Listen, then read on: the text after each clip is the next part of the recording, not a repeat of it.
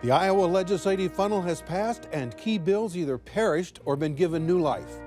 We get a status update on the 2019 Iowa legislative session with State House reporters on this edition of Iowa Press.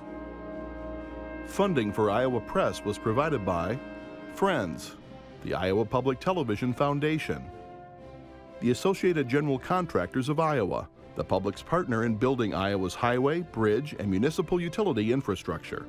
I'm a dad. I am a mom. I'm a kid. I'm a kid at heart. I'm a banker. I'm an Iowa banker. No matter who you are, there is an Iowa banker who is ready to help you get where you want to go. Iowa Bankers, allowing you to discover the genuine difference of Iowa banks.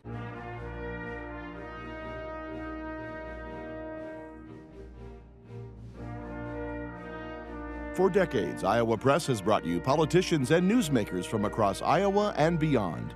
Now celebrating more than 40 years of broadcast excellence on statewide Iowa Public Television. This is the Friday, March 15 edition of Iowa Press. Here is David Yepsen. Last week in Des Moines, an annual legislative tradition took place at the State House. It's called the funnel. Bills had to be sent through a committee or they were scrapped. Watching all the painstaking legislative funneling for us are State House reporters James Lynch, political writer for the Gazette in Cedar Rapids. Erin Murphy is Des Moines Bureau Chief of Lee Enterprises, and Kay Henderson is News Director for Radio Iowa. Well, thank you all for being here today, coming in off the session and off the campaign trail to talk about the session. What will this session, let's just go around the table, what will this session be remembered for, Kay? Well, in thinking about what previous sessions have been known for, they're most often known for what happens. On a few occasions, they're known for what doesn't happen. The democratically led legislature passed a union bill that Labor really wanted. Chet Culver vetoed it. That's what that legislative session became known for, this schism among Democrats. You remember Terry Branstad went to the legislature and said, let's get rid of this deduction called federal deductibility, and his fellow Republicans rejected it. Kim Reynolds is using her mandate from the last election to urge her fellow Republicans to pass felon voting rights. If it happens, that's what the legislative session will be remembered for. If it doesn't happen, that will be revealing a schism within the Republican Party on that issue. James.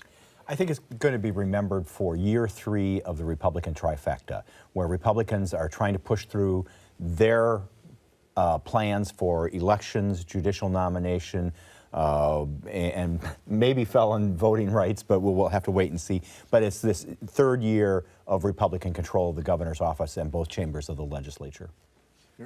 I think we've seen a theme of Republicans and their frustrations with the court system. And a lot of the topics that we're going to talk about here tie back to their disappointment with rulings by Iowa courts and their ways to solve those concerns legislatively, whether it's over the judicial nominating process, a few constitutional amendment proposals, especially one on abortion.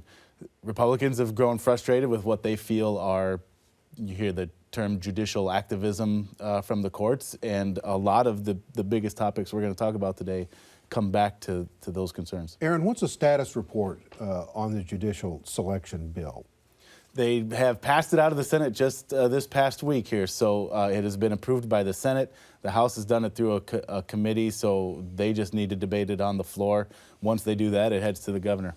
Is this a done deal? Jim? I think so. Republicans want it. They control both chambers, so yes, it's a done deal. The governor wants it.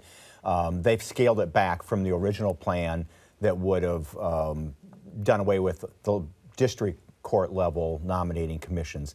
The current plan, which the Senate approved, they took the House language, maintains those, and they changed the process for nominating justices to the Supreme Court and judges to the Court of Appeals. And yeah, I think it will pass. There doesn't seem to be any opposition among Republicans that I'm aware of, and Democrats don't have enough votes to block it. So, yeah, I think it's a done deal. Okay, as Erin mentioned, abortion issues have figured into this debate. What is your assessment of prospects for constitutional amendment on abortion being in the state constitution or not?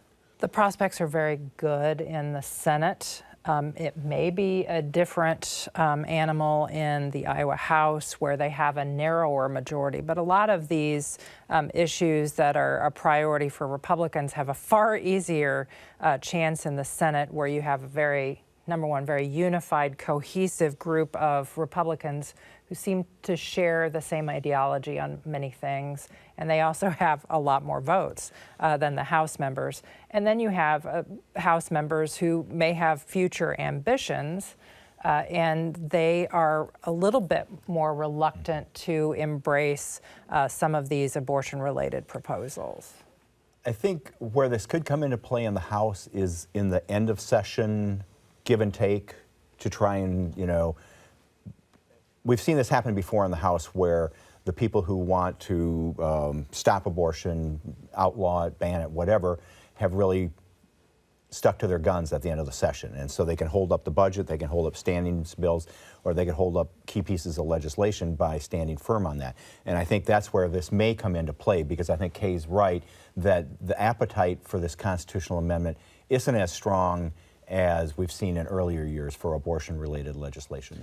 Erin, how much of what you're seeing in the House, and Kay mentioned the difficulty that Republican leaders are having in getting things through the House, how much of that is due to the fact that in the Senate in the last election, the Republicans gained seats? Right. In the House, they lost seats. That you have to figure that plays some part of it, and the House is dealing with this kind of changing electorate where voters in the suburbs, in particular women in the suburbs, started voting in bigger numbers for Democrats, and that's what led to wiping out basically almost every Des Moines suburban Republican in this past election. And as you noted, that gap between Republicans and Democrats shrunk in the House, actually grew in the Senate. So there's more appetite to maybe to do more bold things. Jack Whitfer, Majority Leader of the Senate, keeps saying we're going to do bold things this session, and they have. And so conversely, it appears that the proposal on felon voting rights restoration may have a better shot in the House than it does in the Senate because of the philosophical issues that you just raised. And there's a technical issue, too, created by this deadline you described earlier in the program, in that many Republicans would like to, in some way, determine that there are just some felons who should never vote. And they're having a debate among themselves about how do we address the issue of restitution and preserve victim rights. They can't do that on the resolution that solely outlines what will be presented to voters perhaps in 2022. So they're going to have to come up with some sort of compromise on that between the House and the Senate. I think the real debate is not going to be over extending or restoring voting rights to felons so much as when that happens. The restitution, that's the issue that really has people at odds. And there are some people who say, once you've been discharged by the Department of Corrections, you've finished your sentence, your parole, probation, you're no longer under supervision, then you should be able to have your voting rights restored. There are some people who say you have to make restitution, complete restitution. That makes it more difficult than it is today for people to get their voting rights back. And so I think that's where the real fight's going to be. And the really interesting thing is the governor has again inserted herself in this, because this past week she unveiled an even more streamlined process by which felons can apply to get their voting rights back, and announced that she's shortening the window by which she promises to review those, and she's having these documents handed to convicted felons as they're leaving the prison system. Erin, how much political capital does the governor have? Isn't this going to be a big setback for her if she doesn't get this? That's going to be interesting to see how this plays out for the rest of the session, how much she chooses to put her finger on the scale, so to speak. So far, I've not got the impression that she has done that. She's been comfortable letting the legislators debate. She's aware of the concerns that Kay talked about that some of the Senate Republicans have over this and some of the demands they want. She has the option to like I said, put her thumb on the scale. She also still has the option of attacking this through executive order, which is how the governors before her did it, Governor Vilsack and then Governor Branstad basically undoing it. She said the reason she doesn't want to do that is for that exact reason. Then the next governor could just come in and change it back. She would like to see a more permanent solution. But if she gets frustrated with the process, she still has that option of, with a pen and paper, doing it herself. Okay, the Republicans, for the most part, though, have shown some pretty good discipline. And and they're doing a lot of controversial things, and Democrats are out of the loop and are very frustrated. How much of this is due to the fact that Republicans have the trifecta, the House, the Senate, and the governorship, and they know that's not going to last forever? That tends to go back and forth. Is there a sense of, let's get it done now, let's do it now, while we've got the trifecta, and then we don't have to worry, we can protect it with in future sessions? Well, I think actually that was more of an issue in 2017 in that you had Governor Terry Branstad, who'd been governor for 1,000,000 years, but had only had Republican control of the legislature for just a tiny sliver of his tenure during office. And so I think he was a motivator for Republicans in the legislature to get certain things done. I think what you're seeing this year is that there's sort of muscle memory, if you will. They know how a bill becomes law and how to build coalitions and how to work the system in a way that perhaps they didn't in 2017. Then you also have this dynamic, which we've already addressed, in that the House seems to be a little bit more, I guess, deliberative than their colleagues in the Senate. There seems to be sort of a swagger in the Senate, I think, that they increased their numbers in 2018, and they're feeling pretty cocky in some ways. And if you look at some of the legislation that's been introduced, and Erin, you spend more time in the Senate than I do, but it seems like maybe they're taking this as far as they can. The House, I think, accomplished some of their big objectives in the 2017, 2018 with tax reform, with the collective bargaining bills, and now they're being more deliberative. Judicial nomination, that's one of the big items out there. And they're talking about some of those things, but the Senate is like, they're feeling their oats. Erin, speaking of the Senate, they had the special election for a state Senate seat that Democrat Jeff Danielson surrendered when he resigned. How's that look? Yeah, that'll be an interesting one. The election is coming up on Tuesday. Early voting is already underway. It's a Waterloo, Cedar Falls area district between the Democrat is Eric Giddens, who's a former school board member in the area, and the Republican is Walt Rogers, who's a former state legislator, just not long ago was defeated in this past election. And there's a libertarian candidate in the race too. What has maybe made that race a little extra interesting is you have all the Democratic presidential candidates coming through Iowa, obviously, and they're making their way to the Cedar Valley to help out in that election, obviously help themselves out a little bit as well. But that could have a real impact on that race if that drives up turnout, and especially in early voting. Each candidate is having their rally. There's 4 of them, I think, this weekend that are all going to hold events just this weekend. So if that kind of maximizes the early vote and early turnout, that could be something that sways a special election, which typically has a very low number of voters. James, let's go back to the session. Budget and taxes, always a big issue. They've done school aid. They've got their budget targets. They're waiting for some revenue estimates. What's going to happen with the bill, with legislation that would limit property taxes? It's moving forward. And it's probably going to change before it actually gets to the floor. But there was a hearing this week. We heard from local government groups, League of Cities, counties. They have a lot of concerns with it, and one of the things they talked about is something Republicans usually talk about is one-size-fits-all legislation. Just doesn't work. Taxpayer rights groups like it. They want to cap property taxes at 2% per year and then give voters a reverse referendum mechanism to scale back taxes if they think they're going up too fast. Local governments say this would really handicap them. But it's going to move forward. It's got Republican support, and I expect that, it'll pass. The impact, and as the case with some of these things, by the time it actually gets to the floor, the cap might be bigger, the number you need to petition for a reverse referendum is smaller. It gets scaled back so the impact is less, but yet people can say, hey, we did something about your property taxes. Because apparently, according to Republicans, that's what they heard on the campaign trail, is people are upset with property taxes. And a tangent to this is the mental health care funding, which is primarily funded by local property taxes. And you have people and advocates in that system that are saying not only does the adult system need more, better, long-term sustainable funding, now they're in the process this year of trying to establish a system for children, which we don't even have a statewide system in the state. That could need more funding. So there's a lot of concern around property taxes and the ability of local governments to use those to fund these mental health care services. Anything on the inheritance tax?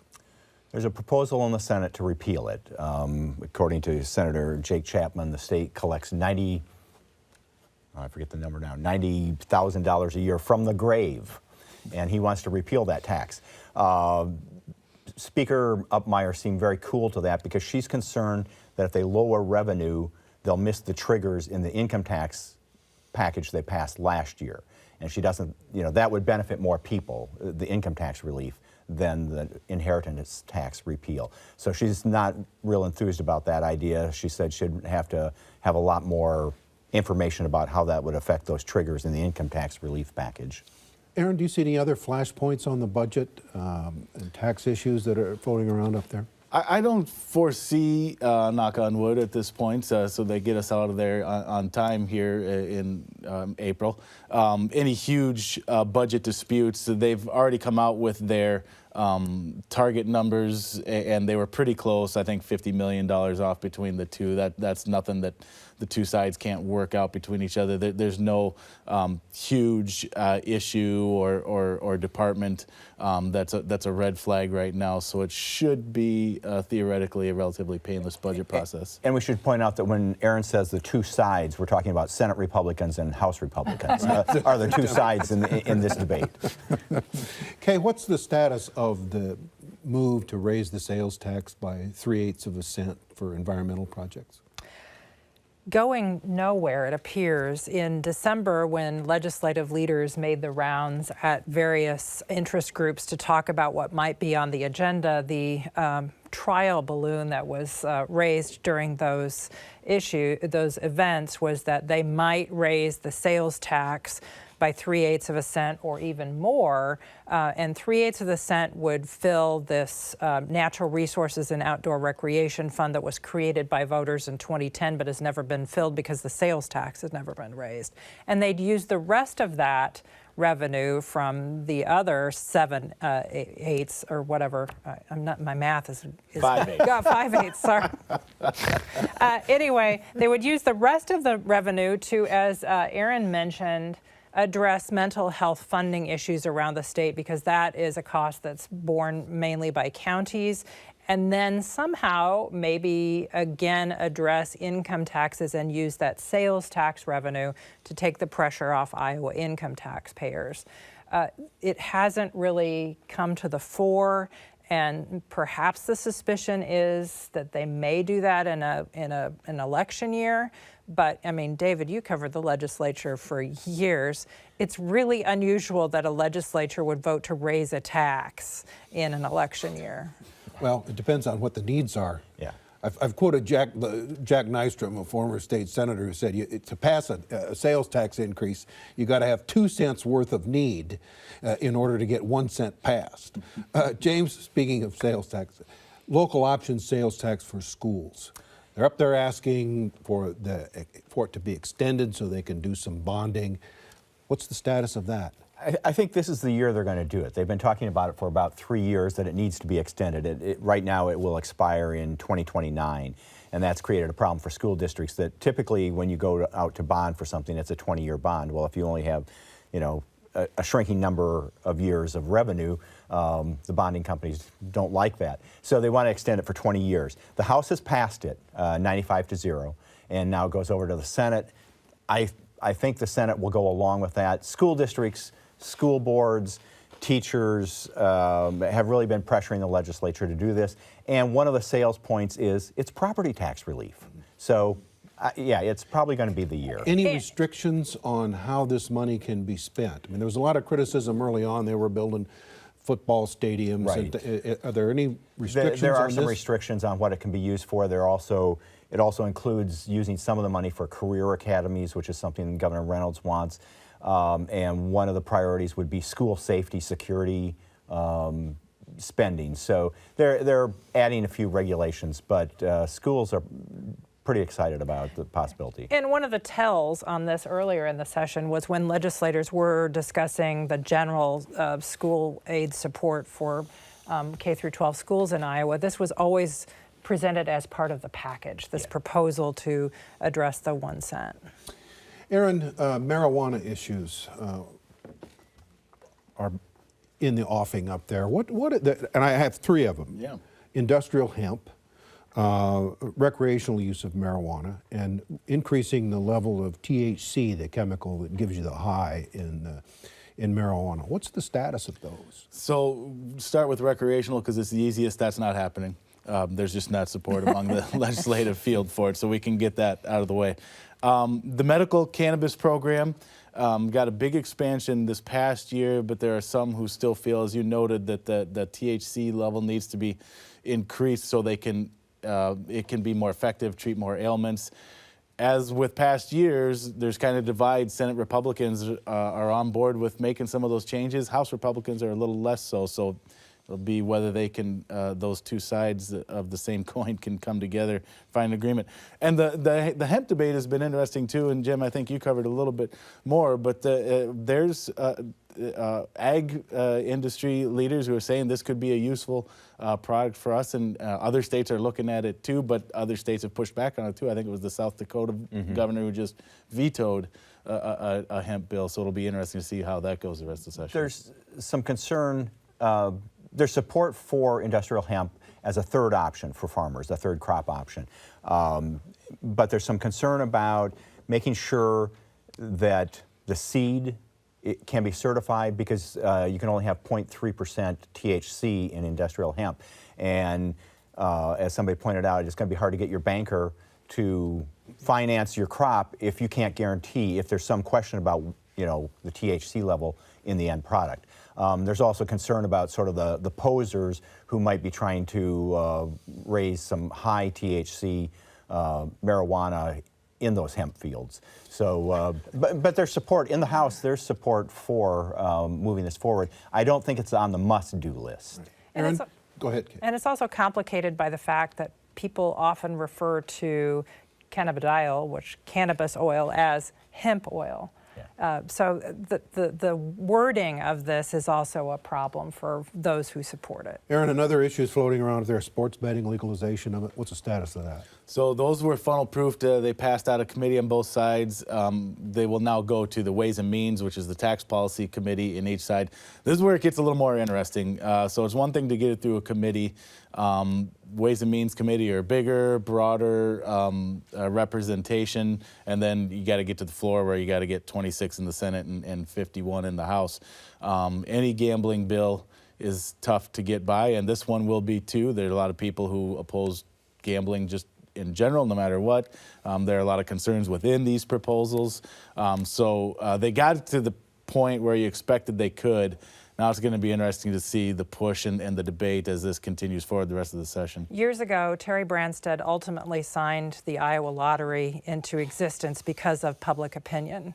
The public opinion polls on sports betting, legalizing it here in Iowa, are underwater, and that's making many Republicans who might support it nervous. And the people who gamble on sports aren't the type who are calling up their legislators every day. So this is going to be, gambling will be one that's an issue that's left with the private sector. It may be, it could be. Neighborhood bookie. It's also one of those where it's not going to be a party line vote probably.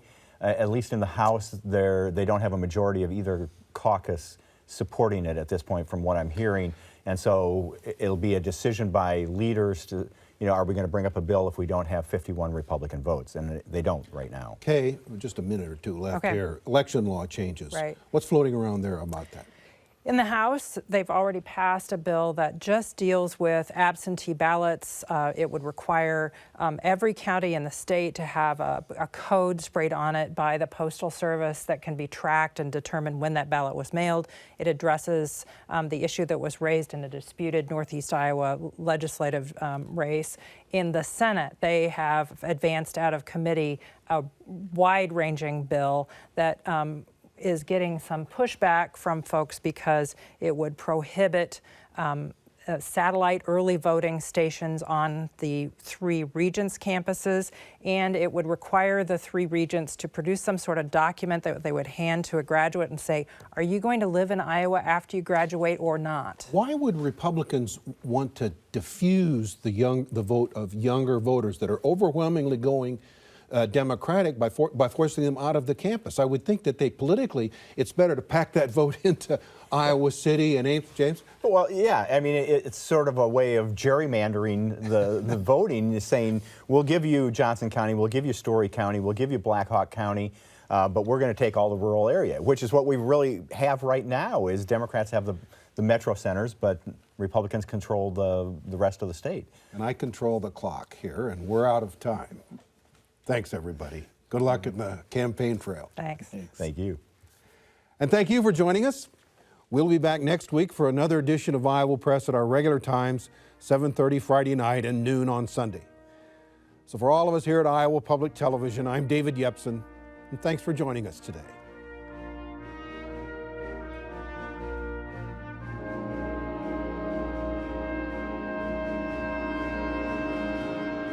Funding for Iowa Press was provided by Friends, the Iowa Public Television Foundation, the Associated General Contractors of Iowa, the public's partner in building Iowa's highway, bridge, and municipal utility infrastructure. I'm a dad. I am a mom. I'm a kid. I'm a kid at heart. I'm a banker. I'm an Iowa banker. No matter who you are, there is an Iowa banker who is ready to help you get where you want to go. Iowa Bankers, allowing you to discover the genuine difference of Iowa banks.